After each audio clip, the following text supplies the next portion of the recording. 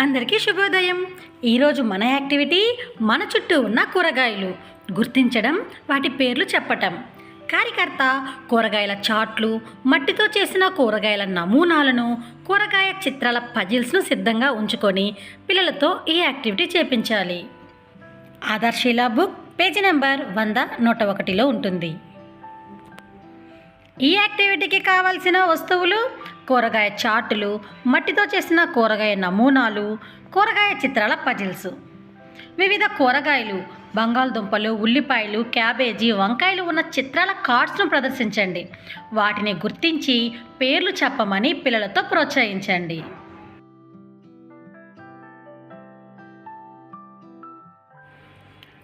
ఇప్పుడు పిల్లలతో వివిధ రకాల కూరగాయ ఫ్లాష్ కార్డులను ఉపయోగించి వాటిని పిల్లల చేత గుర్తింపచేయండి. పిల్లలచే వారి పరిసరాల్లో కనిపించే కూరగాయల యొక్క ఆకారాలను, రంగులను, వాటి లక్షణాలను గురించి చర్చించండి.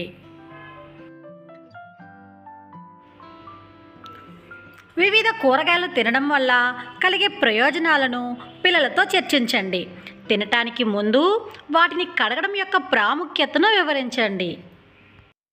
పిల్లలకు వాళ్ళకి ఇష్టమైన కూరగాయ ఏమిటో దాని గురించి మాట్లాడమని చెప్పండి. అదేవిధంగా వారికి ఇష్టమైన కూరగాయలను గీయడానికి, వాటికి రంగులు వేయడానికి పిల్లల్ని ప్రోత్సహించండి.